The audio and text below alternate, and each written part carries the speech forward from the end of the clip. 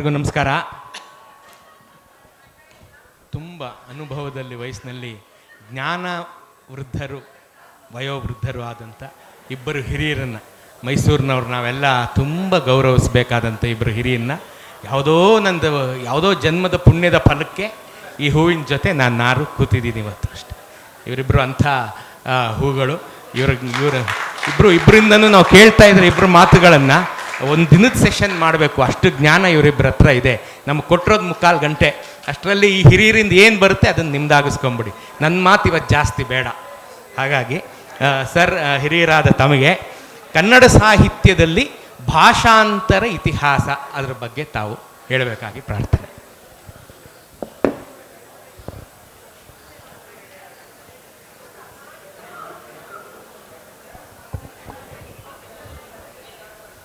ಎಲ್ರಿಗೂ ನಮಸ್ಕಾರ. ನಾನು ಇವತ್ತಿನ ಸಭೆಯಲ್ಲಿ ಮಾತಾಡೋಕ್ಕಾಗುತ್ತೋ ಇಲ್ವೋ ಅಂತ ಅಂದ್ಕೊಂಡಿದ್ದೆ. ನಮ್ಮ ವೈದ್ಯರ ಕೃಪೆಯಿಂದ ಇವತ್ತು ಸ್ವಲ್ಪ ಮಾತನಾಡುವ ಹಾಗಾಗಿದೆ. ಅದಕ್ಕೆ ಸಂತೋಷಿಸ್ತೇನೆ. ತಮ್ಮೆಲ್ಲರನ್ನು ಉದ್ದೇಶಿಸಿ ಮಾತನಾಡುವ ಈ ಅಪೂರ್ವ ಅವಕಾಶವನ್ನು ಕಲ್ಪಿಸಿಕೊಟ್ಟಿರೋದಕ್ಕೋಸ್ಕರವಾಗಿ ನಾನು ಆಯೋಜಕರಿಗೆ ನನ್ನ ನಮಸ್ಕಾರಗಳನ್ನು ತಿಳಿಸೋದಕ್ಕೆ ಇಷ್ಟಪಡ್ತೇನೆ. ಭಾಷಾಂತರದ ಇತಿಹಾಸವನ್ನು ತಮ್ಮ ಮುಂದೆ ಇರಿಸಬೇಕು ಅಂತ ಹೇಳಿದ್ದಾರೆ. ನಮಗೆ ಲಭ್ಯವಾಗಿರ್ತಕ್ಕಂಥ ಕೃತಿಗಳಲ್ಲಿ ಪಂಪನ ಕೃತಿ ಪಂಪನ ಕೃತಿ ಕ್ರಿಸ್ತಶಕ 940 940 ಅಂದರೆ ಎಷ್ಟು 1000 ವರ್ಷಗಳ ಇತಿಹಾಸ ಇದೆ ಅನ್ನೋದು ತಮಗೆ ಗೊತ್ತಾಗುತ್ತೆ. ಆದ್ದರಿಂದ ಈ 1000 ವರ್ಷಗಳ ಇತಿಹಾಸವನ್ನು ತಮ್ಮ ಮುಂದೆ ಇರಿಸೋದು ಬಹಳ ಕಷ್ಟ ಸಾಧ್ಯವಾದಂತಹ ಕೆಲಸ. ಆದರೆ ನಮ್ಮ ಆದಿಕವಿ ಪಂಪನಿಂದ ಹಿಡಿದು ಕುವೆಂಪು ಅವರವರೆಗೆ ಅನುವಾದ ಹೇಗೆ ಸಾಗಿ ಬಂದಿದೆ ಅನ್ನತಕ್ಕಂಥದ್ದನ್ನು ಬರೀ ಹೆಸರುಗಳನ್ನು ಹೇಳಿ ಹೋಗ್ತಾ ಇದ್ರೂ ಕೂಡ ಬಹಳ ಇದಾಗುತ್ತೆ.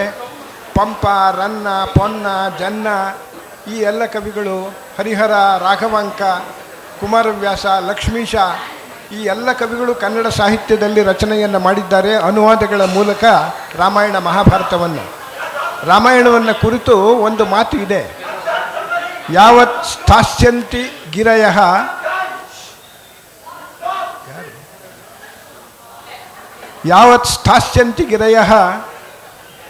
ಎಲ್ಲಿಯವರೆಗೆ ಬೆಟ್ಟಗಳು ಇರುತ್ತವೋ, ಸರಿತಶ್ಚ ಮಹೀತಲೆ ಭೂಮಿಯಲ್ಲಿ ನದಿಗಳು ಇರುತ್ತವೋ ಅಲ್ಲಿಯವರೆಗೂ ಕೂಡ ರಾಮಾಯಣ ಕಥಾ ಪ್ರಚರಿಷ್ಯತೆ ಅಂತ ಹೇಳಿಬಿಟ್ಟು ಅಂತ ಸಂಸ್ಕೃತದಲ್ಲಿ ಒಂದು ಮಾತು ಇದೆ. ರಾಮಾಯಣ ಅಲ್ಲ, ಮಹಾಭಾರತನೂ ಕೂಡ ನಮ್ಮವರು ಎಷ್ಟರ ಮಟ್ಟಿಗೆ ರಚಿಸಿದ್ದಾರೆ ಅಂತ ಹೇಳಿದರೆ ಕುಮಾರವ್ಯಾಸ ಹೇಳ್ತಾನೆ, ತಿಣಿಕಿದನು ಫಣಿರಾಯ ರಾಮಾಯಣದ ಕವಿಗಳ ಭಾರದಲ್ಲಿ ಅಂತ. ಅದಕ್ಕೋಸ್ಕರ ನಾನು ಮಹಾಭಾರತ ಬರೀತೇನೆ ಅಂತ ಅಂತ. ಪಂಪ ಬರೆದಿರ್ತಕ್ಕಂತಹ ಮಹಾಭಾರತ, ಕುಮಾರವ್ಯಾಸ ಬರೆದಿರ್ತಕ್ಕಂತಹ ಮಹಾಭಾರತ, ಲಕ್ಷ್ಮೀಶ ಬರೆದಿರ್ತಕ್ಕಂಥ ಜೈಮಿನಿ ಭಾರತ ಈ ರೀತಿಯಲ್ಲಿ ಸಾಗಿ ಬಂದಿರತಕ್ಕಂಥದ್ದನ್ನು ಕಾಣ್ತೇವೆ ನಾವು. ಹಾಗೇನೇ ನರಹರಿಯ ತೊರಬೈ ರಾಮಾಯಣ ಇರುವ ರೀತಿಯಲ್ಲಿ ಕುವೆಂಪು ಅವರಿಗೆ ಬಂತು ಅಂತ ಹೇಳಿದರೆ ರಾಮಾಯಣ ದರ್ಶನ ಅಂತ ರಾಮಾಯಣ ದರ್ಶನಂ ಅಂತ ಹೇಳಿ ಅವರ ಕೃತಿ ಮೊದಲ ಜ್ಞಾನಪೀಠ ಪ್ರಶಸ್ತಿಯನ್ನು ಪಡೆದಂತಹ ಕೃತಿ ಅನ್ನೋದು ತಮಗೆಲ್ಲರಿಗೂ ಕೂಡ ಗೊತ್ತಿದೆ. ಈ ರೀತಿಯಲ್ಲಿ ಒಂದು ಸುದೀರ್ಘವಾಗಿರ್ತಕ್ಕಂಥ ಸಾಹಿತ್ಯ ಪರಂಪರೆಗೆ ನಡೆದು ಬಂದಿರತಕ್ಕಂಥದ್ದನ್ನು ನಾವು ಕಾಣ್ತೇವೆ. ಕನ್ನಡ ಸಾಹಿತ್ಯದ ಒಂದು ಅದೃಷ್ಟ ಅಂತ ಅಂತಂದರೆ ಅನೇಕ ಭಾಷೆಗಳಲ್ಲಿ ಕನ್ನಡ ವಿದ್ವಾಂಸರು ಪರಿಣಿತರಾಗಿ ಮೊದಲಿಗೆ ಸಂಸ್ಕೃತದಿಂದ ಅನುವಾದಗಳು ನಡೀತಾ ಬರ್ತಾ ಇತ್ತು. ಇದು ಅನ್ಕೋ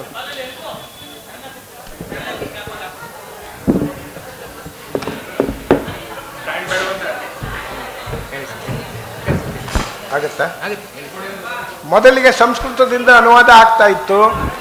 ಅನಂತರದಲ್ಲಿ ಪ್ರಾಕೃತದಿಂದ, ಇತರ ಭಾಷೆಗಳಿಂದ, ನಮ್ಮ ನೆರೆಹೊರೆಯ ಭಾಷೆಗಳಾಗಿರ್ತಕ್ಕಂಥ ತಮಿಳಿನಿಂದ, ಮಲಯಾಳಂನಿಂದ, ತೆಲುಗಿನಿಂದಲೂ ಕೂಡ ನಮಗೆ ಕೃತಿಗಳು ಅನುವಾದವಾಗಿ ಬಂದಿರತಕ್ಕಂಥದ್ದು.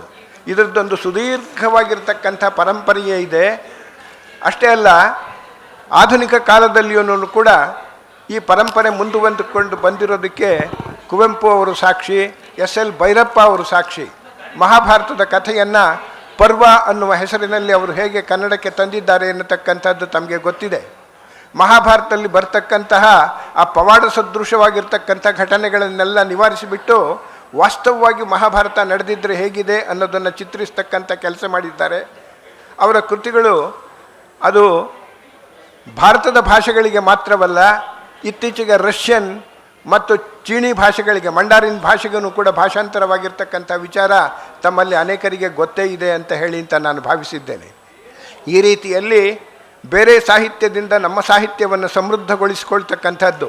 ನಾನು ಒಂದನ್ನು ವಿಶೇಷವಾಗಿ ಬಿಡ್ತಾ ಇದ್ದೇನೆ, ಯಾಕೆಂದರೆ ಇಂಗ್ಲೀಷ್ ಸಾಹಿತ್ಯದಲ್ಲಿ ಪರಿಣತರಾಗಿರ್ತಕ್ಕಂಥ ಪ್ರೊಫೆಸರ್ ವಿಕ್ರಮರಾಜ್ ಅರಸು ಅವರು ಇಂಗ್ಲೀಷೆಂದು ಹೇಳಲಿ ಅಂತ, ಅದನ್ನು ಅವರಿಗೆ ಬಿಟ್ಬಿಡ್ತೇನೆ ನಾನು. ಬಾಕಿದನ್ನು ಮಾತ್ರ ನಾನಿಲ್ಲಿ ಕೆಲವನ್ನು ಹೇಳ್ತೇನೆ. ನಮ್ಮ ಬೇರೆ ಭಾಷೆಗಳಿಂದ ತೆಗೆದುಕೊಳ್ತು ಅಂತ ಹೇಳಿದರೆ ಅಲ್ಲಿರ್ತಕ್ಕಂಥ ಶ್ರೇಷ್ಠ ಕೃತಿಗಳನ್ನು ನಾವು ತಮಿಳಿನಿಂದ, ತೆಲುಗಿನಿಂದ, ಹಿಂದಿಯಿಂದ, ರಾಮಚರಿತ ಮಾನಸ ಮೊದಲುಗೊಂಡು ಕೂಡ ಹಿಂದಿಗೆ ಬಂದಿರತಕ್ಕಂಥದ್ದನ್ನು ನಾವು ಕಾಣ್ತೇವೆ. ಸಾಕೇತ ಹಿಂದಿಗೆ ಬಂದಿರತಕ್ಕಂಥದ್ದು, ಬಂಗಾಳಿಯಿಂದ ಬಂದಿರತಕ್ಕಂಥದ್ದು. ನಮ್ಮಲ್ಲಿ ಕಾದಂಬರಿ ಪ್ರಕಾರ ಶುರುವಾಗಿದ್ದೇನೇನೇ ಮರಾಠಿಯಿಂದ ಗಳಗನಾಥರು ಮಾಡಿಕೊಟ್ಟಂಥ ಅನುವಾದಗಳಿಂದ ಮತ್ತು ಬಂಗಾಳಿಯಿಂದ ನಮಗೆ ಕನ್ನಡಕ್ಕೆ ತೆಗೆದುಕೊಂಡು ಬಂದು ಕೊಟ್ಟರು. ಅದರ ಮೂಲಕ ಪ್ರಾರಂಭವಾಯಿತು. ಹೀಗೆ ಕನ್ನಡ ಸಾಹಿತ್ಯದಲ್ಲಿ ಹೊಸತನಕ್ಕೆ ಕಾರಣವಾಗಿರ್ತಕ್ಕಂಥದ್ದು ಭಾಷಾಂತರ ಅಂತ ಹೇಳಿಬಿಟ್ಟು ಅಂತ. ಅಷ್ಟೇ ಅಲ್ಲ, ಭಾಷಾಂತರದ ಬಗ್ಗೆ ಒಬ್ಬ ಹೇಳ್ತಾನೆ inter traffic of the mind ಅಂತ ಹೇಳಿ ಅಂತ. ಇದು ಮನಸ್ಸುಗಳ ಅಂತಃಸಂಚಲನ ಅಂತ ಹೇಳಿಬಿಟ್ಟು ಅಂತ. ಆ ರೀತಿಯಲ್ಲಿ ಇರೋದಕ್ಕೆ ಯಾವ ಮರಳುಗಾಡುಗಳು ಅಡ್ಡಿ ಬರೋದಕ್ಕೆ ಸಾಧ್ಯವಿಲ್ಲ, ಸಾಗರಗಳು ಅಡ್ಡಿ ಬರೋದಕ್ಕೆ ಸಾಧ್ಯ ಇಲ್ಲ ಅಂತ ಹೇಳಿಬಿಟ್ಟು ಅಂತ ES ಬೇಟ್ಸ್ ಅಂತಕ್ಕಂಥ ಒಬ್ಬ ವಿದ್ವಾಂಸ ಹೇಳ್ತಾನೆ. ಆ ರೀತಿಯಲ್ಲಿ ಕನ್ನಡ ಸಾಹಿತ್ಯ ಅತ್ಯಂತ ಸಮೃದ್ಧವಾಗಿರ್ತಕ್ಕಂಥದ್ದು. ಈ ಹೊತ್ತು ನಾವು ಹೆಮ್ಮೆಯಿಂದ ಹೇಳಿಕೊಳ್ಳಬಹುದು ಏನು ಅಂತಂದರೆ, ಕನ್ನಡ ಸಾಹಿತ್ಯದಷ್ಟು ಸಮೃದ್ಧವಾಗಿರ್ತಕ್ಕಂಥದ್ದು ಬೇರೆ ಯಾವ ಭಾಷೆಯೂ ಕೂಡ ಇವತ್ತಿಲ್ಲ ಅಂತ ಹೇಳಿಬಿಟ್ಟು ಅಂತ ಹೇಳಿ ಅಂತ.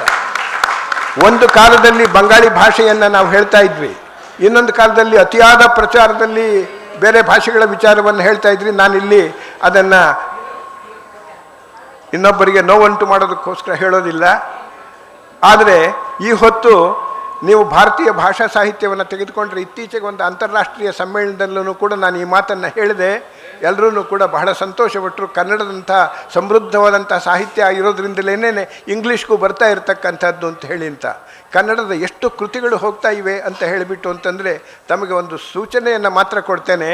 ರಾಮಾನುಜಂ ಅನ್ನತಕ್ಕಂಥವರು ಅಮೆರಿಕಾದಲ್ಲಿ ಇದ್ದಂಥ ಸಂದರ್ಭದಲ್ಲಿ ವಚನ ಸಾಹಿತ್ಯವನ್ನು ತೆಗೆದುಕೊಂಡು ಬಂದು ಕೊಡೋದಕ್ಕಂಥ ಪ್ರಯತ್ನವನ್ನು ಮಾಡಿರು. ಆ ಪರಂಪರೆ ಅಲ್ಲಿ ಮುಂದುವರೆದುಕೊಂಡು ಬಂದಿದೆ. ಸ್ಟ್ಯಾನ್ಫೋರ್ಡ್ ಯೂನಿವರ್ಸಿಟಿಯಲ್ಲಿ ಕುಮಾರವ್ಯಾಸ ಭಾರತವನ್ನು ಇಂಗ್ಲೀಷಿಗೆ ಅನುವಾದಿಸ್ತಕ್ಕಂಥ ಕಾರ್ಯ ನಡೀತಾ ಇದೆ. ಅದೇ ರೀತಿಯಲ್ಲಿ ನಮ್ಮ RVS ಸುಂದರಂ ಅಂತ ಮೈಸೂರಿನಲ್ಲಿ ಇರ್ತಕ್ಕಂಥವರು ತೆಲುಗು ಪ್ರಾಧ್ಯಾಪಕರಾಗಿದ್ದವರು, ಅವರು ನೇತೃತ್ವದಲ್ಲಿ ಇತರ ಕೆಲವು ಕನ್ನಡ ಕೃತಿಗಳು, ದಯವಿಟ್ಟು ಕ್ಷಮಿಸಬೇಕು, ಇತರ ಕೆಲವು ಕನ್ನಡ ಕೃತಿಗಳನ್ನು ಇಂಗ್ಲೀಷಿಗೆ ಭಾಷಾಂತರಿಸ್ತಕ್ಕಂಥ ಕೆಲಸ ನಡೀತಾ ಇದೆ ಅನ್ನತಕ್ಕಂಥದ್ದು. ಅಷ್ಟೇ ಅಲ್ಲ, ನಾನು ಇತ್ತೀಚೆಗೆ ಅಮೆರಿಕಾದಲ್ಲಿ ಅಲ್ಲಿ ಹೋಗಿದ್ದಾಗ ಒಂದು ಸಮ್ಮೇಳನದಲ್ಲಿ ಭಾಗವಹಿಸೋದಕ್ಕೋಸ್ಕರವಾಗಿ ಕನ್ನಡಿಗರು ಎಷ್ಟು ವಿಶೇಷವಾದಂಥ ಆಸಕ್ತಿಯನ್ನು ವಹಿಸ್ತಾ ಇದ್ದಾರೆ ಅಂತ ಅಂದರೆ, ಕ್ಯಾಲಿಫೋರ್ನಿಯಾದಲ್ಲಿ ಒಂದು 150 ಜನ ಇಂಜಿನಿಯರ್ಗಳನ್ನೇ ಎಲ್ಲ ಸೇರಿಕೊಂಡು ಒಂದು ಸಂಘವನ್ನು ಮಾಡಿಕೊಂಡಿದ್ದಾರೆ. ಕನ್ನಡದಲ್ಲಿ ರಚನೆಯನ್ನು ಮಾಡ್ತಕ್ಕಂಥದ್ದು, ಕನ್ನಡ ವಿದ್ವಾಂಸರುಗಳನ್ನು ಕರೆಸಿಬಿಟ್ಟು ಅಲ್ಲಿ ಸಮಾರಂಭಗಳನ್ನು, ಸಮ್ಮೇಳನಗಳನ್ನು ನಡೆಸೋದು ಇತ್ಯಾದಿ ಎಲ್ಲವನ್ನು ಮಾಡ್ತಾ ಇದ್ದಾರೆ. ಅಕ್ಕ ವಿಚಾರವಂತೂ ತಮ್ಮೆಲ್ಲರಿಗೂ ಕೂಡ ಗೊತ್ತೇ ಇದೆ, ಅದರಿಂದ ನಾನು ಅದನ್ನು ಹೆಚ್ಚಿಗೆ ಹೇಳೋಕ್ಕೆ ಹೋಗ್ತಾ ಇಲ್ಲ. ಹೀಗೆ ಅಮೆರಿಕಾದಲ್ಲಿ ಹೊತ್ತು 4-5 ಕನ್ನಡ ಸಂಸ್ಥೆಗಳು ಅನುವಾದದ ಕಾರ್ಯದಲ್ಲಿ ತೊಡಗಿಸಿಕೊಂಡಿರತಕ್ಕಂಥದ್ದು ಉಂಟು. ಈಗ 2 ವರ್ಷಗಳ ಹಿಂದೆ ಅಲ್ಲಿ ಅನುವಾದದ ಬಗ್ಗೆನೇ ಒಂದು ದೊಡ್ಡ ಸಮ್ಮೇಳನವನ್ನು ನಡೆಸಿದರು. ಅದಕ್ಕೆ ನಾನು ಅತಿಥಿಯಾಗಿ ಹೋಗಿದ್ದು. ಅಲ್ಲಿ ಎಷ್ಟು ಮಟ್ಟಿಗೆ ಕನ್ನಡ ವಿಶೇಷವಾದಂತಹ ಮಾನ್ಯತೆಯನ್ನು ಗಳಿಸಿಕೊಂಡಿದೆ ಜಾಗತಿಕ ಸಾಹಿತ್ಯದ ಮಟ್ಟದಲ್ಲಿ ಅನ್ನತಕ್ಕಂಥದ್ದನ್ನು ಕೂಡ ಅವರ ಗಮನಕ್ಕೆ ತಂದೆ. ಅದು ಒಂದು ವಿಚಾರ. ಹಾಗೆ ಭಾರತೀಯ ಭಾಷೆಗಳಿಂದ ಭಾರತೀಯ ಭಾಷೆಗಳಿಗೆ ಹೋಗ್ತಕ್ಕಂಥ ಅನುವಾದದ ಪ್ರಕ್ರಿಯೆ ಜೊತೆಗೆ ಇಂಗ್ಲೀಷ್ನಿಂದ, ಫ್ರೆಂಚ್ನಿಂದ, ಜರ್ಮನ್ನಿಂದ, ರಷ್ಯನ್ನಿಂದ ಮತ್ತು ಇತರ ವಿದೇಶಿ ಭಾಷೆಗಳಿಂದ ಬರ್ತಾ ಇರತಕ್ಕಂಥದ್ದು. ಉರ್ದೂನಂತಹ ಭಾಷೆಯಿಂದಲೂ ಕೂಡ ಬೇಕಾದಷ್ಟು ನಮಗೆ ಉಮರ್ ಖಯಾಮನ ಗೀತೆಗಳು, DV ಗುಂಡಪ್ಪನವರು ಮಾಡಿರ್ತಕ್ಕಂಥದ್ದು, ಉಮರನ ಹೊಸಗೆ ಅಂತಕ್ಕಂಥದ್ದು ಹೆಸರು ನಿಮಗೆ ಗೊತ್ತಿದೆ.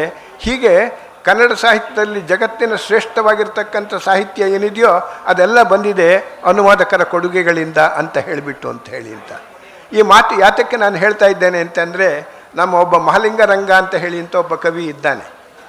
ಆತ ಒಂದು ಮಾತನ್ನು ಹೇಳ್ತಾನೆ, ಗಂಗೆಯ ಗಾಜ ಕುಪ್ಪಿಯೊಳು ತರಲು, ಕುಪ್ಪಿ ಅಂತಂದರೆ ಬಾಟಲ್ ಅಂತ ಹೇಳಿಬಿಟ್ಟು, ಗಂಗೆಯ ಗಾಜ ಕುಪ್ಪಿಯೊಳು ತರಲು ಗಂಗೆಯಹುದಲ್ಲದೆ ಜಲಬಹುದೇ, ಅದು ಬೇರೆ ನೀರಾಗೋಗ್ಬಿಡುತ್ತೆಯೇ. ರಂಗನ ಮಹಿಮೆಯ ಭಾಷಾಂತರದವಳು ಪೇಳೆ ಮಂಗಳ ಮಹಿಮೆ ತಪ್ಪುವುದೇ ಅಂತ ಹೇಳಿಬಿಟ್ಟು ಅಂತ, ಅದರಿಂದ ಮಹಿಮೆ ಏನೂ ನಷ್ಟವಾಗೋದಿಲ್ಲ ಅಂತ ಹೇಳಿಬಿಟ್ಟು ಅಂತ ಆ ರೀತಿಯಲ್ಲಿ ಕನ್ನಡಕ್ಕೆ ತಂದುಕೊಳ್ತಕ್ಕಂಥ ಕೆಲಸವನ್ನು ಮಾಡಿದ್ದಾರೆ. ಇದು ಒಂದು ಹಂತದ ಕಾರ್ಯಕ್ರಮ. ಆದರೆ ಇನ್ನೊಂದು ಹಂತದಲ್ಲಿ ಕನ್ನಡ ಕೃತಿಗಳು ಸಂಸ್ಕೃತಕ್ಕೆ ಹೋಗ್ತಕ್ಕಂಥ ಪರಂಪರೆ ಪ್ರಾರಂಭ ಆಗಿದೆ. ಭೈರಪ್ಪನವರ 8 ಕೃತಿಗಳು ಇದುವರೆಗೆ ಸಂಸ್ಕೃತಕ್ಕೆ ಭಾಷಾಂತರ ಆಗಿದೆ, ಇಂಗ್ಲೀಷಿಗೆ ಭಾಷಾಂತರ ಆಗಿದೆ. ನಾನು ರಷ್ಯನ್ ವಿಚಾರವನ್ನು ಆಗಲೇ ತಮ್ಮ ಗಮನಕ್ಕೆ ತಂದೆ. ಈ ರೀತಿಯಲ್ಲಿ ಇತರ ಸಾಹಿತ್ಯಗಳನ್ನು ಸಮೃದ್ಧಗೊಳಿಸ್ತಕ್ಕಂಥ ಕೆಲಸ ಕನ್ನಡದಿಂದ ನಡೀತಾ ಇದೆ. ಕನ್ನಡದಿಂದ ಇತರ ಭಾಷೆಗಳಿಗೂ ಕೂಡ ಬೇಕಾದಷ್ಟು ಕೃತಿಗಳು, ನಮ್ಮಲ್ಲಿ ಶಿವರಾಮ ಕಾರಂತರ ಕೃತಿಗಳು, ಬೇಂದ್ರೆಯವರ ಕೃತಿಗಳು, ಕುವೆಂಪು ಅವರ ಕೃತಿಗಳು ಇವೆಲ್ಲವೂ ಕೂಡ ಭಾಷಾಂತರ ಆಗ್ತಾ ಇರತಕ್ಕಂಥದ್ದನ್ನು ನಾನಿಲ್ಲಿ ವಿವರವನ್ನು ಹೇಳುವುದಕ್ಕೆ ಸಾಧ್ಯವಾಗೋದಿಲ್ಲ. ಇನ್ನೊಂದು ವಿಶೇಷವಾದಂಥ ಅಂಶ ಏನು ಅಂತಂದರೆ, ನಮ್ಮಲ್ಲಿ ರಾಜ್ಯದ ವಿಶ್ವವಿದ್ಯಾನಿಲಯಗಳಿದೆಯಲ್ಲ, ಅನೇಕ ವಿಶ್ವವಿದ್ಯಾನಿಲಯಗಳು ಕನ್ನಡ ಸಾಹಿತ್ಯವನ್ನು ಬೇರೆಯವರಿಗೆ ಪರಿಚಯಿಸಿಕೊಡ್ತಕ್ಕಂಥದ್ದು. ಮೈಸೂರು ವಿಶ್ವವಿದ್ಯಾನಿಲಯ ಒಂದು ಹೊಸ ಪರಂಪರೆಯನ್ನು ಪ್ರಾರಂಭಿಸಿತು. Kannada writers and their work ಅನ್ನತಕ್ಕಂಥ ಸೀರೀಸ್ನಲ್ಲಿ 13 ಪುಸ್ತಕಗಳನ್ನು ನಾವು ತೆಗೆದುಕೊಂಡು ಬಂದಿದ್ದೇವೆ. ಅವೆಲ್ಲ ಯಾಕೆ ನಿಂತೋಯ್ತು ಅಂತ ಅನ್ನೋದನ್ನೆಲ್ಲ ನಾನು ಹೇಳೋದಕ್ಕೆ ಇಷ್ಟಪಡೋದಿಲ್ಲ. ಈ ರೀತಿಯಲ್ಲಿ ವಿಶ್ವವಿದ್ಯಾನಿಲಯಗಳು ಈ ಕೆಲಸವನ್ನು ಮಾಡ್ತಾಯಿವೆ, ಭಾಷಾಂತರ ಮಾಡ್ತಕ್ಕಂಥದ್ದು, ಪರಿಚಯ ಮಾಡಿಸ್ಕೊಡ್ತಕ್ಕಂಥದ್ದು ಅಂತ ಹೇಳಿ ಅಂತ. ಸಾಹಿತ್ಯ ಅಕಾಡೆಮಿ ಪ್ರಶಸ್ತಿ ವಿಜೇತರು ಕನ್ನಡದಲ್ಲಿ ಇವರಿಗೆ ಮಧ್ಯದಲ್ಲಿ 2 ವರ್ಷ ಮಾತ್ರ ಇಲ್ಲ, 65 ಜನಕ್ಕೆ ಪ್ರಶಸ್ತಿಗಳು ಬಂದಿದೆ. ಅಷ್ಟೂ ಜನರನ್ನು ಕುರಿತ ಹಾಗೆ ನವಕರ್ನಾಟಕದವರು ಸಾಹಿತ್ಯ ಸಂಪದ ಅಂತಕ್ಕಂಥ ಹೆಸರಿನಲ್ಲಿ ಬಂದಿದೆ. ಇತರ ಯಾವ ಭಾರತೀಯ ಭಾಷೆಗಳಲ್ಲೂ ಕೂಡ ಬಂದಿಲ್ಲ ಅಂತಕ್ಕಂಥದ್ದು ಬಹಳ ಮುಖ್ಯವಾಗಿರ್ತಕ್ಕಂಥದ್ದು. ಇವಾಗ ಬಿ ಪುಟ್ಟಸ್ವಾಮಯ್ಯನವ್ರ ಬಗ್ಗೆ ಅವರಿಗೆ ಪ್ರಶಸ್ತಿ ಬಂದಿತ್ತಲ್ಲ ಅಂತ ಹೇಳಿಬಿಟ್ಟು ಅಂತಂದರೆ ಯಾರು ಅಂತಂದರೆ ಪುಸ್ತಕ ಇಲ್ಲ ಬೇರೆ ಭಾಷೆಗಳಲ್ಲಿ. ಆ ರೀತಿಯಲ್ಲಿ ಕನ್ನಡದ ಸಾಹಿತ್ಯ ಅಕಾಡೆಮಿ ಪ್ರಶಸ್ತಿ ವಿಜೇತರು ಎಲ್ಲರನ್ನೂ ಕುರಿತ 65 ಪುಸ್ತಕಗಳನ್ನು ತರಬೇಕು ಅಂತ ಹೇಳಿಬಿಟ್ಟು ಅಂತ ನಾವು ಹೊಸ ಯೋಜನೆಯನ್ನು ಕೊಟ್ಟಾಗ ನವಕರ್ನಾಟಕದವರು ತುಂಬ ಸಂತೋಷದಿಂದ ಒಪ್ಕೊಂಡ್ರು. ಹಾಮಾನಾಯಕರು ನಾನು ಅದನ್ನು ಪ್ರಾರಂಭ ಮಾಡಿದ್ವಿ. ಮೊದಲ ಸಂಪುಟ 12 ಸಂಪುಟಗಳು ಆಗೋದ್ರೊಳಗಾಗಿ 4 ಆಗಿದ್ದಾಗಲೇ ಹಾಮಾನಾಯಕರು ತೀರ್ಕೊಂಡ್ಬಿಟ್ರು. ಆದರೆ ಅನಂತರದಲ್ಲಿ ಅದನ್ನು ನಾನು ಇದುವರೆಗೂ ಕೂಡ ಮುಂದುವರಿಸ್ಕೊಂಡು ಬಂದೆ. ಈಗ ನನ್ನ ವಯೋಮಾನದಿಂದಾಗಿ ಅದನ್ನು ನಿಲ್ಲಿಸಬೇಕು ಅಂತ ಅನ್ನೋದು ಯೋಚನೆ ಮಾಡ್ತಾ ಇದ್ದೇನೆ. ಸಾಹಿತ್ಯ ಅಕಾಡೆಮಿ ಅದರಲ್ಲಿ ನ್ಯಾಷನಲ್ ಬುಕ್ ಟ್ರಸ್ಟ್ ಅಂತ ಹೇಳಿಬಿಟ್ಟು ಅಂತ ಸಾಹಿತ್ಯ ಅಕಾಡೆಮಿ ಕೇಂದ್ರ ಮಟ್ಟದಲ್ಲಿ ಇದ್ದುಕೊಂಡು ನಮ್ಮ ಸಾಹಿತ್ಯದ ಕೃತಿಗಳನ್ನು ಬೇರೆ ಸಾಹಿತ್ಯಕ್ಕೆ ತೆಗೆದುಕೊಂಡು ಹೋಗೋದಕ್ಕೆ, ಬೇರೆ ಸಾಹಿತ್ಯವನ್ನು ಕನ್ನಡಕ್ಕೆ ತೆಗೆದುಕೊಂಡು ಬಂದುಕೊಡೋದಕ್ಕೆ ಮಾಡ್ತಾಯಿದೆ. ಅದೇ ರೀತಿಯಲ್ಲಿ ನ್ಯಾಷನಲ್ ಬುಕ್ ಟ್ರಸ್ಟ್ ಕೆಲಸ ಮಾಡ್ತಾಯಿದೆ, ಜ್ಞಾನಪೀಠ ಕೆಲಸ ಮಾಡ್ತಾಯಿದೆ. ಇದಕ್ಕೂ ಹಿಂದೆ ತಮಿಳಿನಿಂದ ಮತ್ತು ದಕ್ಷಿಣ ಭಾರತಗಳ ಇದು ಮಾಡೋದಕ್ಕೆ ಸದರ್ನ್ ಲ್ಯಾಂಗ್ವೇಜಸ್ ಬುಕ್ ಟ್ರಸ್ಟ್ ಅನ್ನೋ ಹೆಸರಿನಲ್ಲಿಯೂ ಕೂಡ ಅನೇಕ ಕೆಲಸಗಳು ನಡೀತು ಅನ್ನತಕ್ಕಂಥದ್ದನ್ನು ನಾನಿಲ್ಲಿ ತಮ್ಮ ಗಮನದಕ್ಕೆ ತರಿಸೋದಕ್ಕೆ ಇಷ್ಟಪಡ್ತೇನೆ. ಕರ್ನಾಟಕ ಸರ್ಕಾರ ವಿಶೇಷವಾದಂಥ ಆಸಕ್ತಿಯನ್ನು ವಹಿಸಿ ಟ್ರಾನ್ಸ್ಲೇಷನ್ ಬ್ಯೂರೋ ಒಂದನ್ನು ಪ್ರಾರಂಭ ಮಾಡಿತು. ಅನಂತರದಲ್ಲಿ ಕುವೆಂಪು ಭಾಷಾ ಭಾರತಿ ಅಂತಕ್ಕಂಥ ಹೆಸರಿನಲ್ಲಿ ಅದನ್ನು ಒಂದು ದೊಡ್ಡ ಸಂಸ್ಥೆಯನ್ನಾಗಿ ಮಾಡಿಬಿಟ್ಟು ಅಖಿಲ ಭಾರತ ಸ್ತರದಲ್ಲಿ ಗುರುತಿಸೋದಕ್ಕೆ ಬೇಕಾಗುವ ರೀತಿಯಲ್ಲಿ ಅದು ಕೆಲಸ ಮಾಡೋದಕ್ಕೆ ಅವಕಾಶವನ್ನು ಮಾಡಿಕೊಟ್ರು. ಪರಿಚಯ ಮಾಡಿಕೊಡುವ ಸಂದರ್ಭದಲ್ಲಿ ವಿಲ್ಡುರ್ಯಾಂಟ್ದು ಸ್ಟೋರಿ ಆಫ್ ಸಿವಿಲೈಸೇಷನ್ ಮತ್ತು ಇತರ ವಿಚಾರವನ್ನು ಹೇಳಿದರು. ಅಂಥ ಬೃಹತ್ ಗ್ರಂಥಗಳು 11 ಸಂಪುಟಗಳು, ಒಂದೊಂದು ಸಂಪುಟವು ಕ್ರೌನ್ 1/4 ಸೈಜ್ನಲ್ಲಿ 1500 ಪುಟಕ್ಕಿಂತಲೂ ಹೆಚ್ಚಿಗಿರ್ತಕ್ಕಂಥದ್ದು. ಕೋಟಿಗಟ್ಟಲೆ ಹಣ ಬೇಕಾಗಿತ್ತು ಅಂಥದ್ದನ್ನು ತರೋದಕ್ಕೆ. ಅದನ್ನೆಲ್ಲ ತರೋದಕ್ಕೆ ಸಾಧ್ಯವಾಯಿತು ಅಂತಕ್ಕಂಥದ್ದು ನನಗೆ ತುಂಬ ಸಂತೋಷ. ಆಮೇಲೆ ಡೈರೆಕ್ಟರೇಟ್ ಆಫ್ ಟ್ರಾನ್ಸ್ಲೇಷನ್ ಇದೆ. ನ್ಯಾಯಾಂಗದ ಕ್ಷೇತ್ರದಲ್ಲಿ ಬಳಸಬಹುದಾಗಿರತಕ್ಕಂಥ ಎಲ್ಲ ಶಬ್ದಗಳನ್ನು 2 ಸಂಪುಟಗಳಲ್ಲಿ, ಬೃಹತ್ ಸಂಪುಟಗಳಲ್ಲಿ ತಂದಿದ್ದಾರೆ. ಇನ್ನು ಮೇಲೆ ಯಾರೂ ಕೂಡ ನ್ಯಾಯಾಧೀಶರಾಗಲಿ ವಕೀಲರುಗಳಾಗಲಿ ನಾವು ಕನ್ನಡದಲ್ಲಿ ಮಾಡೋದಕ್ಕೆ ಸಾಧ್ಯ ಇಲ್ಲ ಅಂತ ಹೇಳೋದಕ್ಕೆ ಅವಕಾಶ ಇಲ್ಲ. ಆ ರೀತಿಯಲ್ಲಿ ಅವರು ಮಾಡಿಕೊಟ್ಟಿದ್ದಾರೆ ಅಂತ ಹೇಳಿಬಿಟ್ಟು ನಾನು ಹೇಳೋದಕ್ಕೆ ಇಷ್ಟಪಡ್ತೇನೆ. ಅದೇ ರೀತಿಯಲ್ಲಿ ಖಾಸಗಿ ಸಂಸ್ಥೆಗಳು ಇದೆ. ಬಸವ ಸಮಿತಿಯವರು ನಮ್ಮ ವಚನ ಸಾಹಿತ್ಯವೆಲ್ಲವನ್ನೂ ಕೂಡ ಭಾರತದ 14 ಭಾಷೆಗಳಲ್ಲಿ ತರತಕ್ಕಂಥ ಕೆಲಸವನ್ನು ಮಾಡಿದ್ದಾರೆ. ನಾನು ಇಲ್ಲಿ ಬರೀ ಹೆಸರುಗಳನ್ನು ಹೇಳಿ ಮುಂದಕ್ಕೆ ಹೋಗ್ತಾ ಇದ್ದೇನೆ. ಈ ರೀತಿಯಲ್ಲಿ ನಾವು ಪ್ರಾಚೀನ ಸಾಹಿತ್ಯವನ್ನು ತೆಗೆದುಕೊಂಡ್ರೆ, ಮಧ್ಯಕಾಲೀನ ಸಾಹಿತ್ಯವನ್ನು ತೆಗೆದುಕೊಂಡ್ರೆ, ಹೊಸ ಕನ್ನಡವನ್ನು ತೆಗೆದುಕೊಂತು ಅಂತ ಹೇಳಿಬಿಟ್ರು ಅಂತಂದರೆ ಸತತವಾಗಿ ಕನ್ನಡಕ್ಕೆ ಬರ್ತಾ ಇರೋದು, ಕನ್ನಡದಿಂದ ಹೋಗ್ತಾ ಇರತಕ್ಕಂಥದ್ದು ಎರಡನ್ನೂ ಕೂಡ ಕಾಣ್ತದೆ. ಆಧುನಿಕ ಯುಗದಲ್ಲಂತೂ ಕುವೆಂಪು ಅವರು, ವೀರಪ್ಪ ಮೊಯ್ಲಿಯವರು, ಲತಾ ರಾಜಶೇಖರ್ ಅವರು 7 ಮಹಾಕಾವ್ಯಗಳನ್ನು ಬರೆದಿದ್ದಾರೆ, 7 ವ್ಯಕ್ತಿಗಳನ್ನು ಕುರಿತು. ಹೀಗೆ ಭಾರತೀಯ ಸಾಹಿತ್ಯದಲ್ಲಿ ಇನ್ಯಾರೂ ಆ ಸಾಧನೆಯನ್ನು ಮಾಡಿಲ್ಲ ಅನ್ನೋದನ್ನು ನಾನು ಇಲ್ಲಿ ಹೇಳೋದಕ್ಕೆ ಇಷ್ಟಪಡ್ತೇನೆ. ಆಮೇಲೆ ಧರಣಿದೇವಿ ಮಾಲಗತ್ತಿ ಅವರು ಇಳಾ ಭಾರತಂ ಅನ್ನುವ ಹೆಸರಿನಲ್ಲಿ ಭಾರತವನ್ನು ತಂದುಕೊಡ್ತಕ್ಕಂಥ ಕೆಲಸವನ್ನು ಮಾಡಿದ್ದಾರೆ. ಈ ರೀತಿಯಲ್ಲಿ ನಮ್ಮ ಜನ ಏನು ಇಟ್ಕೊಂಡಿದ್ರು ಅಂತಂದರೆ, ಕುಮಾರವ್ಯಾಸನಂತವೇ ಹೇಳ್ತೇನೆ, ತಿಳಿಯ ಹೇಳುವ ಕೃಷ್ಣ ಕಥೆಯನ್ನು ಇಳೆಯ ಜಾಣರು ಮೆಚ್ಚುವಂದದಲ್ಲಿ. ನಮ್ಮಲ್ಲಿರ್ತಕ್ಕಂಥ ಜನ ಮೆಚ್ಕೋಬೇಕು, ಆ ರೀತಿಯಲ್ಲಿ ಕಥೆಯನ್ನು ನಾನು ಹೇಳ್ತೇನೆ ಅಂತ ಹೇಳಿಬಿಟ್ಟು ಅಂತ. ಆಧ್ಯಾತ್ಮವೇ ನಿಶ್ಚಿತ ಪ್ರಯೋಜನವೆನಗೆ ಅಂತ ಲಕ್ಷ್ಮೀಶ ಹೇಳ್ಕೊಳ್ತಾನೆ. ಅದಕ್ಕೋಸ್ಕರವಾಗಿ ಜನರನ್ನು ನೈತಿಕವಾಗಿ, ಸಾಹಿತ್ಯಿಕವಾಗಿ, ಸಾಂಸ್ಕೃತಿಕವಾಗಿ ಎಲ್ಲ ದೃಷ್ಟಿಯಿಂದಲೂ ಬೆಳೆಸುವ ಹಾಗೆ ಆಧ್ಯಾತ್ಮದ ದೃಷ್ಟಿಯಿಂದಲೂ ಬೆಳೆಸಬೇಕು ಅಂತ ಹೇಳಿಬಿಟ್ಟು ಅಂತ ಇಷ್ಟು ಉದಾತ್ತ ಧ್ಯೇಯಗಳನ್ನು ಇಟ್ಟುಕೊಂಡು ಮಾಡಿದ್ದಾರೆ ಅಂತ ಹೇಳಿಬಿಟ್ಟು ಅಂತ ಹೇಳಿ ಅಂತ. ವಿಶೇಷವಾಗಿ ಇನ್ನೊಂದು ವಿಚಾರವನ್ನು ನಾನಿಲ್ಲಿ ತಮ್ಮ ಗಮನಕ್ಕೆ ತರಬಹುದು. ನಮ್ಮ ಅರಮನೆಯವರು ಜಯಚಾಮರಾಜೇಂದ್ರ ಸೀರೀಸ್ ಅಂತಕ್ಕಂಥ ಹೆಸರಿನಲ್ಲಿ ಮಾಡಿರ್ತಕ್ಕಂಥ ಕೆಲಸವನ್ನು ಭಾರತದ ಯಾವ ಭಾಷೆಗಳಲ್ಲೂ ಯಾವ ರಾಜ ಮನೆತನವೂ ಕೂಡ ಮಾಡಿಲ್ಲ ಅನ್ನೋದು ತಮ್ಮ ಗಮನಕ್ಕೆ ತರಬೇಕು. ಋಗ್ವೇದದ 32 ಸಂಪುಟಗಳನ್ನು ತೆಗೆದುಕೊಂಡು ಬಂದು ಕೊಟ್ಟಿದ್ದಾರೆ. ಋಗ್ವೇದದ ಭಾಷಾಂತರಗಳು ನಿಮಗೆ ಬೇಕಾದಷ್ಟು ಸಿಕ್ಕುತ್ತೆ. ಆದರೆ ಆ ವೇದಗಳನ್ನು ಓದತಕ್ಕಂಥ ರೀತಿ ಇದೆ, ಅದಕ್ಕೆ ನೊಟೇಷನ್ಸ್ ಅಂತ ಹೇಳಿಬಿಟ್ಟು ಅಂತ ಹೇಳ್ತೇವೆ. ಎಲ್ಲಿ ದೀರ್ಘ ಇರಬೇಕು, ಎಲ್ಲಿ ಹ್ರಸ್ವ ಇರಬೇಕು, ಎಲ್ಲಿ ಉದಾತ್ತ ಇರಬೇಕು, ಎಲ್ಲಿ ಅನುದಾತ್ತ ಇರಬೇಕು, ಅದನ್ನೆಲ್ಲ ಗುರುತಿಸಿ ಹಾಕಿಕೊಟ್ಟಿದ್ದಾರೆ. ಅನಂತರದಲ್ಲಿ ಅದಕ್ಕೆ ಅರ್ಥವನ್ನು ಕೊಟ್ಟಿದ್ದಾರೆ. ಬರೀ ಶಬ್ದಾರ್ಥದಿಂದ ಆಗೋದಿಲ್ಲ ಅಂತ ಹೇಳಿಬಿಟ್ಟು ಅಂತ ಅದಕ್ಕೆ ಭಾವಾರ್ಥವನ್ನು ಕೊಟ್ಟಿದ್ದಾರೆ. ಅಲ್ಲಿ ಬರ್ತಕ್ಕಂಥ ವಿಶೇಷ ಶಬ್ದಗಳಿಗೆ ಏನು ಅರ್ಥ ಅಂತಕ್ಕಂಥದ್ದನ್ನು ಕೊಟ್ಟಿದ್ದಾರೆ. ಇದರ ಜೊತೆಯಲ್ಲಿ ಇಂಗ್ಲಿಷ್ ಅನುವಾದವನ್ನು ಕೂಡ ಕೊಟ್ಟಿದ್ದಾರೆ. ಈ ರೀತಿಯಲ್ಲಿ ಅದನ್ನು ತಂದಿರತಕ್ಕಂಥದ್ದು ಅಂತ.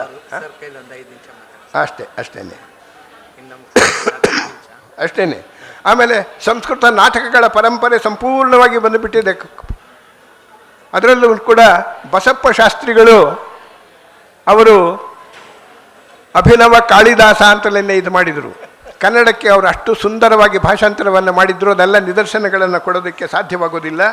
ಈಗ ಕನ್ನಡದಿಂದ ಬೇರೆ ಭಾಷೆಗಳಿಗೆ ಹೋಗ್ತಾ ಇದೆ ಅಂತ ಹೇಳಿಬಿಟ್ಟು ಅಂತ ನಾನು ವಿಕ್ರಮ್ ಅವರಿಗೆ ಬಿಟ್ಟುಕೊಡ್ತೇನೆ. ಅವರು ಇಂಗ್ಲೀಷ್ ಸಾಹಿತ್ಯದಿಂದ ಆಗಿರೋ ವಿಚಾರವನ್ನು. ಆಗತ್ತಾ?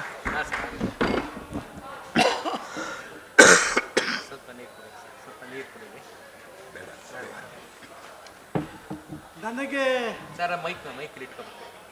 ಇಲ್ಲಿಟ್ಕೊಳ್ಳಿ ಸಾಕು. ನೀವು ಹತ್ರ ಇಟ್ಕೊಂಡು ಮಾತಾಡ್ಬೇಕು. ನನಗೆ ಇಲ್ಲ, ಇದನ್ನೇ ಅಲ್ಲಿ ಇಡೋಣ.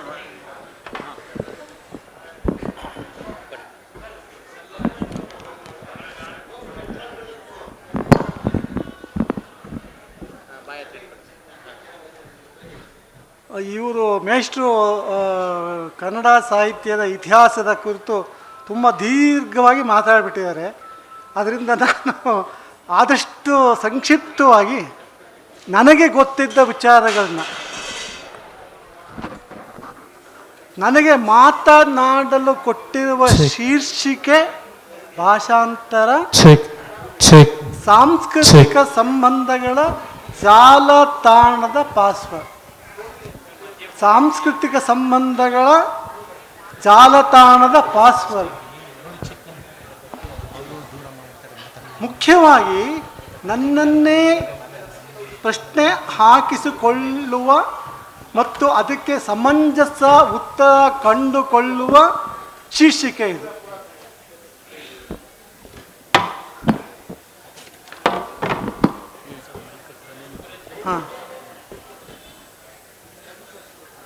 ಸಾಂಸ್ಕೃತಿಕ ಸಂಬಂಧಗಳ ಜಾಲತಾಣವೇನು? ಸಾಂಸ್ಕೃತಿಕ ಸಂಬಂಧಗಳು ಅಂತಂದರೆ ಕಲ್ಚರಲ್ ಎಕ್ಸ್ಪ್ಲೋರೇಷನ್, ಕಲ್ಚರಲ್ ಒಳತೋಟಿ, ಒಳ ಮತ್ತು ಹೊರಗನ್ನು ಆಚೆಗೆ ಹಾಕೋದು ಎಕ್ಸ್ಪ್ಲೋರೇಷನ್, ಸಾಂಸ್ಕೃತಿಕ ಸಂಬಂಧಗಳು. ಆ ಜಾಲತಾಣವೇನು? ಪಾಸ್ವರ್ಡ್ ಮೂಲಕ. ಇಲ್ಲಿ ನನಗೆ ಪಾಸ್ವರ್ಡ್ ತುಂಬ ಮುಖ್ಯ ಆಗುತ್ತೆ. ಪಾಸ್ವರ್ಡ್ ಮೂಲಕ ಜಾಲತಾಣದಲ್ಲಿ ಸರ್ಚ್ ಮಾಡುತ್ತಾ ನಾನು ಹೋದ ಹಾಗೆಲ್ಲ ನಮ್ಮ ಸಮಾಜದ ಒಳ ಸತ್ಯಗಳೇನು ಎಂದು ತಿಳಿಸುತ್ತದೆಯೇ. ಅಂದರೆ ಈ ಪಾಸ್ವರ್ಡ್ ಇದೆಯಲ್ಲ, it's A very important tool in exploring the ಸಾಮಾಜಿಕ ಅಥವಾ ಸಾಂಸ್ಕೃತಿಕ ಸಂಬಂಧಗಳು.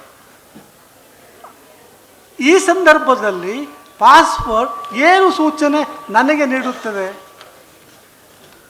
ಸಾಂಸ್ಕೃತಿಕ ಸಂಬಂಧಗಳ ವ್ಯಾಖ್ಯಾನ ಆಗಬೇಕಾದ್ರೆ ಭಾಷೆಗಳ ಸಂಬಂಧದಲ್ಲಿರುವ, ಐ ರಿಪೀಟ್, ಭಾಷೆಗಳ ಸಂಬಂಧದಲ್ಲಿರುವ ಇದರ ಜಾಲತಾಣದ ಪಾಸ್ವರ್ಡೇ ನಾನು ನಂಬುವ ಸೃಜನಶೀಲ ಕ್ರಿಯೆ.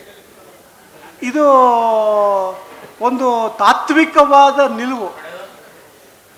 ಭಾಷಾಂತರ ಕ್ರಿಯೆ ಸಾಂಸ್ಕೃತಿಕ ಸಂಬಂಧಗಳನ್ನು ಎಕ್ಸ್ಪ್ಲೋರ್ ಮಾಡ್ತಾ ಹೋದಾಗಲೆಲ್ಲ ಆ ಟ್ರಾನ್ಸ್ಲೇಷನ್, ಆ ಅನುವಾದ ಏನಿದೆ ಅದು ನನ್ನ ಪ್ರಕಾರ ಒಂದು ಕ್ರಿಯೇಟಿವ್ ವರ್ಕ್ ಅಂತ ನನ್ನ ನಂಬಿಕೆ.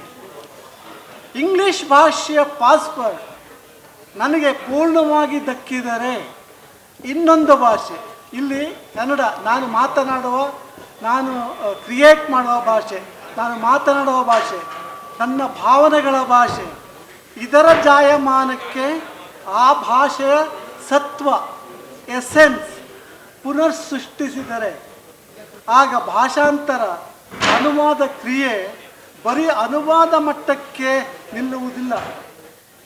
ಸೃಜನಶೀಲ ಲೇಖಕ ಹೇಗೆ ಸೃಷ್ಟಿಕರ್ತನಾಗುತ್ತಾನೋ ಅದೇ ರೀತಿ ಅನುವಾದಕ ಪುನಃ ಸೃಷ್ಟಿಕರ್ತನಾಗುತ್ತಾನೆ ಅಥವಾ ಸೃಷ್ಟಿಕರ್ತನಾಗುತ್ತಾನೆ. ಇಲ್ಲಿ ಇಂಗ್ಲೀಷ್ನಲ್ಲಿ ಒಂದು ಟ್ರಾನ್ಸ್ಕ್ರಿಯೇಷನ್ ಅಂತ ಒಂದು ಶಬ್ದ ಇದೆ. ಈ ಟ್ರಾನ್ಸ್ಕ್ರಿಯೇಷನ್ ಶಬ್ದನ ಕಲ್ಕತ್ತಾ ಯೂನಿವರ್ಸಿಟಿನಲ್ಲಿ ನಮಗೆ ಗುರು ಸಮಾನ ಪ್ರೊಫೆಸರ್ ಪಿ ಲಾಲ್ ಅಂತ, ಅವರು ಮಹಾಭಾರತದ ಇಡೀ ಭಾಗಗಳನ್ನ ಇಂಗ್ಲೀಷ್ಗೆ ಕೊಟ್ಟರು. ಅವರು ಒಂದು ಎಸ್ಸೇನಲ್ಲಿ ಒಂದು ಟ್ರಾನ್ಸ್ಕ್ರಿಯೇಷನ್ ಅಂತ ಪದ ಪ್ರಯೋಗ ಮಾಡ್ತಾರೆ. ಆ ಟ್ರಾನ್ಸ್ಕ್ರಿಯೇಷನ್ ಅಂತಂದ್ರೆ ಏನು? ಟ್ರಾನ್ಸ್ಕ್ರಿಯೇಷನ್ ಅಂದರೆ ಪುನರ್ಸೃಷ್ಟಿ ಅಷ್ಟೇ, ಪುನಃಸೃಷ್ಟಿ ಅಂತ ಕರೀಬೋದು.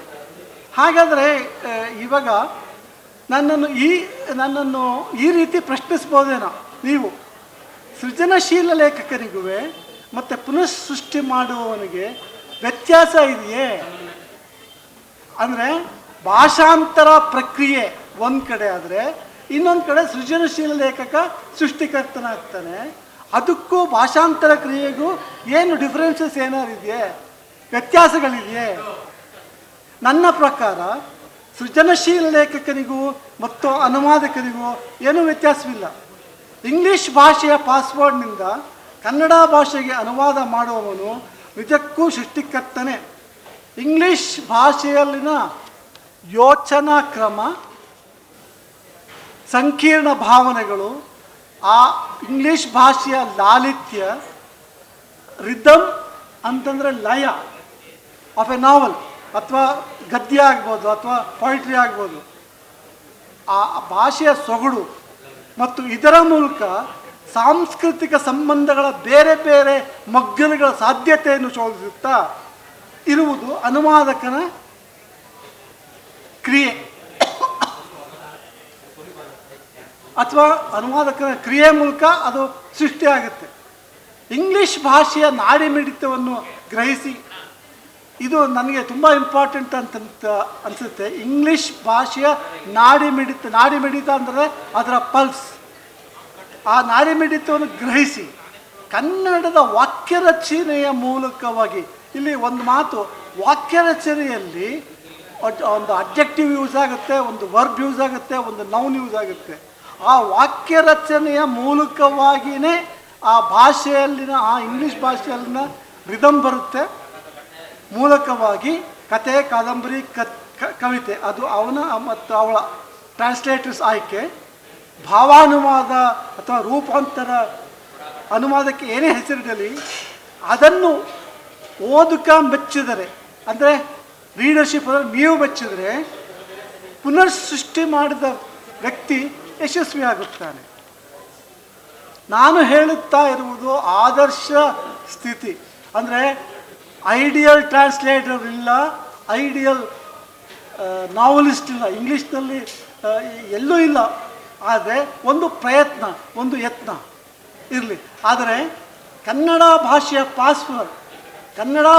ಪಾಸ್ವರ್ಡ್ ಮೂಲಕ ಓದುಗರನ್ನು ಎಚ್ಚರಿಸಿ ಸಾಂಸ್ಕೃತಿಕ ಸಂಬಂಧಗಳ ಬಗ್ಗೆ ಹೊಸ ಪ್ರಪಂಚವೇ ಇದೆ ಎಂದು ಅನುವಾದಕ ಹೇಳಿದಾಗ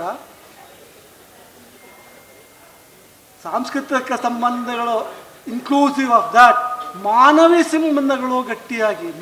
ಸಂಬಂಧಗಳು ಗಟ್ಟಿಯಾಗಿ ಸಕಾರಾತ್ಮಕವಾಗಿ ರೂಪುಗೊಳ್ಳುತ್ತವೆ.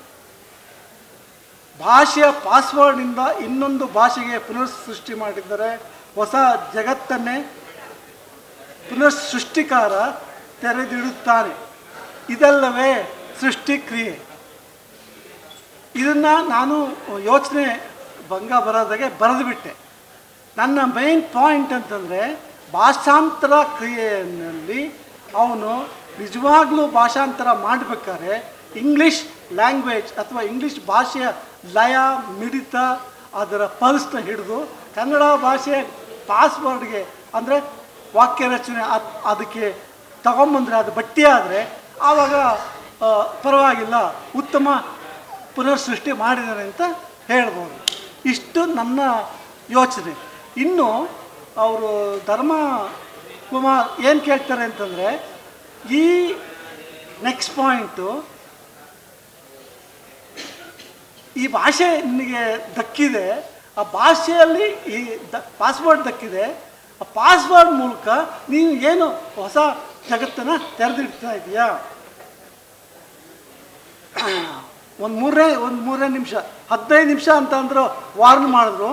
ಒಂದು 3 ನಿಮಿಷ. ಆಯ್ತು ಸರ್, ಹೇಳಿ ಸರ್. ಅನಂತಮೂರ್ತಿ ನಮ್ಮ ಮೇಷ್ಟ್ರು, ಅನಂತಮೂರ್ತಿ ಜ್ಞಾನಪೀಠ ಪ್ರಶಸ್ತಿನ ಪಡೆದವರು ಅವರು ನಮ್ಮ ಮೇಷ್ಟ್ರು. ಹಾಗೆ ಚಂದ್ರಶೇಖರ್ ಕಂಬಾರು ಅವರು ನನಗೆ ಫ್ಯಾಮಿಲಿ ಫ್ರೆಂಡು.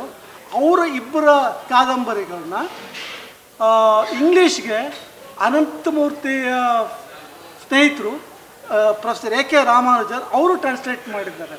ಅದು ಸಂಸ್ಕಾರ. ಇನ್ನೊಂದು ಚಂದ್ರಶೇಖರ್ ಕಂಬಾರದು. ಆ ಪಾಸ್ವರ್ಡ್ ಸಿಕ್ಕಿದೆಯಾ? ರಾಮಾನುಜನ್ಗೆ ಸಿಕ್ಕಿದೆ, ಅವರಿಗೆ ದಕ್ಕಿದೆ. ಚಂದ್ರಶೇಖರ ಕಂಬಾರನ ಅವರ ಕಾದಂಬರಿಗಳ ಪಾಸ್ವರ್ಡು ಕೃಷ್ಣ ಮನವಳ್ಳಿ ಅಂತ ನಿಮಗೆ ಅಡ್ರೆಸ್ ಮಾಡಿದ್ದಾರೆ ಲಾಸ್ಟ್. ಇದು ಅವ್ರಿಗೆ ಸಿಕ್ಕಿದೆಯಾ? ಅವ್ರಿಗೂ ಸಿಕ್ಕಿದೆ. ಪ್ರೊಫೆಸರ್ ಪಾಯಿಂಟ್ ಔಟ್ ಮಾಡ್ದಂಗೆ ಟ್ರಾನ್ಸ್ಲೇಷನ್ ಅಥವಾ from any language to any language, it's the interplay of thoughts. ಯೋಚನಾ ಕ್ರಮ ಒಂದು, ಯೋಚನಾ ಕ್ರಮ ಇನ್ನೊಂದು, ಪರಸ್ಪರ ಕೂಡಿಕೊಳ್ಳೋದಕ್ಕೆ ಇದ್ದೇ ಇರುತ್ತೆ.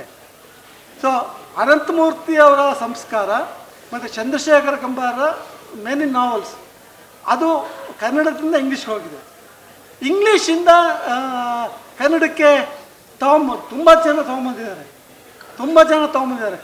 ಕಾರಂತರ ಚೋಮನದುಡಿ ಮರಳಿ ಮಣ್ಣಿಗೆ, ಕುವೆಂಪು ಅವರ ಕಾನೂರು ಹೆಗ್ಗಡತಿ ಒಂದು, ಬೇಕಾದಷ್ಟು ಜನ ಸೃಷ್ಟಿ ಮಾಡಿದ್ದಾರೆ. ಯಾರು ಯಶಸ್ವಿ ಆಗ್ತಾರೆ ಅಂತಂದರೆ ಆ ಭಾಷೆಯಲ್ಲಿನ ಪಾಸ್ವರ್ಡ್ ಏನಿದೆ, ಇದು ಪಾಸ್ವರ್ಡ್ ಅನ್ನೋದು ನನಗೆ new technology, computer, internet, password, mobile, web page, website, ಇದು ಹೊಸ ವ್ಯಾಖ್ಯಾನ. ಆದರೂ ಕೂಡ ಮೂಲದಲ್ಲಿ ಒಂದೇ ಒಂದು ಸತ್ವ ಅಂತಂದರೆ ಭಾಷೆ. ಆ ಭಾಷೆಯಲ್ಲಿನ ಪಾಸ್ವರ್ಡು ಇನ್ನೊಂದು ಭಾಷೆಗೆ ಟ್ರಾನ್ಸ್ಫರ್ ಆದರೆ, ಇನ್ನೊಂದು ಭಾಷೆಗೆ ರೀಕ್ರಿಯೇಟ್ ಮಾಡಿದ್ರೆ ಆ ಟ್ರಾನ್ಸ್ಲೇಟ್ರು ಅಥವಾ ಆ ಪುನರ್ಸೃಷ್ಟಿಕಾರ ಯಶಸ್ವಿ ಆಗ್ತಾನೆ. ಇಷ್ಟೇ ನನ್ನ ಮಾತು.